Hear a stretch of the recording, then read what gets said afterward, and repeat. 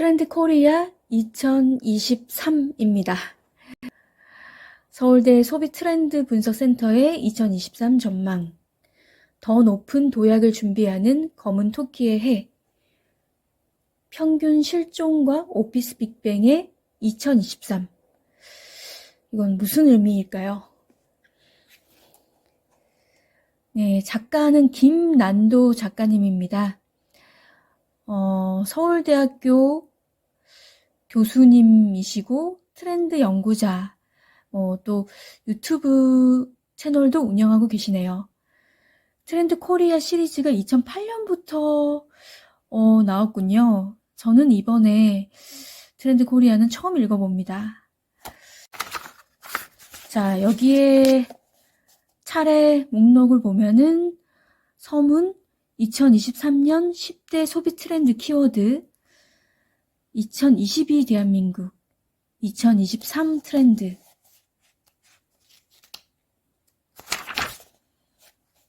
예, 이게 10대 소비 트렌드 키워드들이 이렇게 나오네요.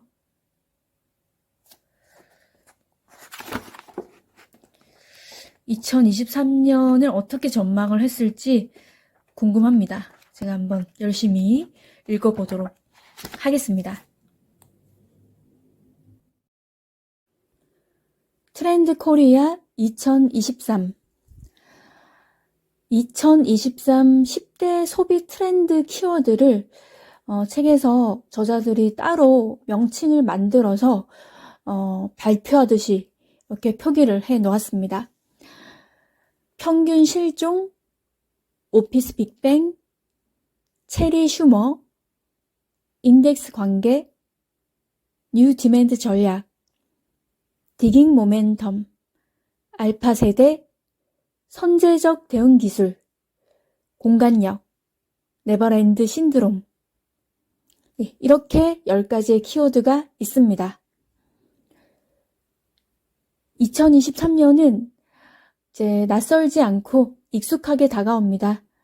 어떤 한 해가 될지 궁금하기도 하고 여전히 이어질 경기 불황은 한숨을 쉬게 만들기도 합니다.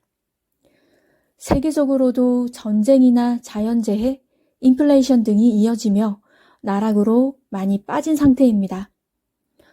희망적으로 바뀔 수 있는 상황이 되도록 빨리 오기를 바라지만 어렵고 힘든 시기는 오래 갈지도 모르겠습니다. 책은 지은이가 여러 명 있습니다. 각각 전문 분야를 나누어서 조사하고 분석해서 힘을 모아 이 한 권이 탄생했을 것입니다. 이런 시대에도 살아남을 뿐만 아니라 호황을 누리는 업계가 있습니다. 치솟는 물가에 낭비하지 않고 전략을 해야 하지만 아껴 쓰다가도 어떤 부분에서는 통 크게 지갑을 여는 소비자도 있습니다. 그렇게 경제 생태계는 돌아가고 있는데 폐업하는 자영업자는 여전히 늘어나고 그 좁은 틈으로 사업을 시작하는 이들도 있습니다. 미처 깨닫기도 전에 새로운 문화나 기술들은 우리의 일상에 금방 스며듭니다. 책에서는 전부터 중요시했던 평균, 일반적인 경우에 대해 부정적으로 평가를 합니다. 각자 다른 개성을 가진 이들의 독특한 취향이나 생각들을 존중해서 세밀하게 마케팅적으로 접근한다는 겁니다. 또한 불안정한 시기에서 증가하는 합리적이고 알뜰한 소비자를 만족시키고 끌어들이는 전략도 중요함을 말하고 있습니다. MZ세대의 직장에 대한 생각의 변화는 여러 형태의 보도를 통해 다룬 적이 있습니다. 평생 직장이라는 개념은 거의 사라지고 승진에 대해 크게 갈망하지 않는다고 합니다. 회사가 나 자신이 발전하고 성장하는데 큰 도움이 되지 않는다고 판단이 되면 근무 기간이 짧아도 퇴사를 결정하고 다른 곳으로 이직하거나 준비한 사업 아이템을 가지고 창업에 도전하기도 합니다. 코로나 팬데믹을 겪으면서 재택근무도 많이 늘어났고 조직보다는 나 자신이 더 중요한 개인주의 성향이 더 뚜렷해지는 계기가 되기도 했습니다. MZ세대, G세대, 그 다음을 알파세대로 책에서 표현을 합니다. 13세 이하의 영유아에서 어린이들까지를 일컫는데 별탈 없이 무난하게 자란 부모 세대에서 태어나 부족함 없이 풍족함을 누려서 돈의 가치도 중요하게 생각하지 않아 교육의 중요성을 말하고 있습니다. 하지만 예외도 있을 것입니다. 부유하지만 알뜰한 부모도 많고 또 넉넉하지 않은 가정들도 있습니다. 해가 갈수록 발전하는 기술들이 마음을 설레게도 하고 한편으로 불안감이 들게도 합니다. 일일이 기계의 작동법에 맞추어 조작하지 않아도 버튼 하나로 해결된다거나 필요한 순간에 센서가 알아서 작동해서 편리함을 더해줍니다. AI는 사람의 감정도 읽게 되지 않을까 생각이 됩니다. 나은 삶을 살기 위한 바람직한 방향으로 발전해 가기를 간절히 바랍니다.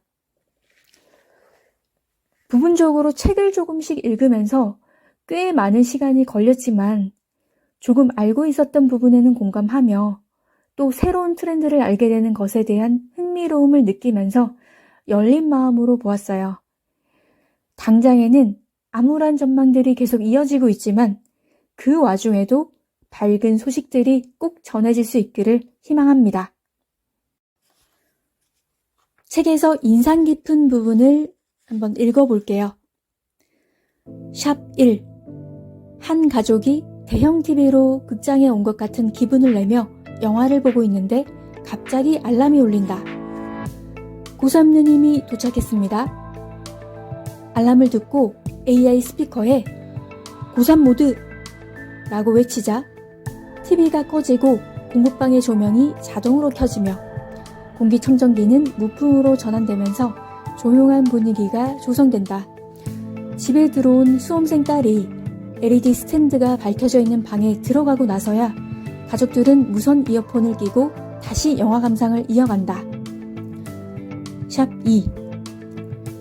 길을 가던 행인이 공사 중인 도로를 발견하고 휴대전화로 사진을 찍어 K카드 앱에 올린다. 잠시 후 근처를 지나가던 또 다른 시민의 스마트폰에 위험 상황을 알려주는 실시간 알림이 뜬다. K카드 앱이 근처에서 공사 중이니 주의하라고 해당 도로를 지나기 전에 미리 알려준 것이다. 첫 번째 사례는 삼성전자의 기기 연결 경험을 실생활 속 시나리오로 보여주는 스마트싱스 일상 도감 캠페인 영상의 일부다. 단순히 제품을 연결하는 것을 넘어 생활과 아이디어를 연결해 사용자가 원하는 일상을 만들 수 있도록 기술의 활용성을 고객 경험 전반적으로 확장해 가려는 의도를 보여준다. 두 번째 사례는 한국전자통신연구원이 개발한 K카드 앱이다. 침수, 화재, 실종 등 일상 속 11종류의 위험을 실시간으로 알리기 위해 개발한 것으로 국토교통부와 기상청 등 정부 부처나 공공기관이 구축한 데이터와 센서를 통해 수집된 정보뿐만 아니라 이용자가 동네의 위험 요소를 발견해 사진으로 등록하면 이 역시 알림에 반영되어 다른 이용자에게 정보가 전달되는 방식이다. 일상 속 위험을 실시간으로 수집하고 선제적으로 알림으로써 공동체의 안전에 기여할 것으로 기대된다. 선제적 대응 기술은 이미 소비자의 일상에 광범위하게 스며들어 하루하루 그 적용의 스펙트럼이 넓어지고 수준 또한 높아지고 있다. 네, 여기까지입니다. 지금 세계는 냉전 시대가 되고 있지 않나 하는 안타까움이 있습니다. 그러한 불안감이 없어지고 다시 지구촌이라는 단어가 익숙해져서 함께 더불어 잘 사는 그러한 세계가 되었으면 합니다. 여러분, 좋은 날 되세요.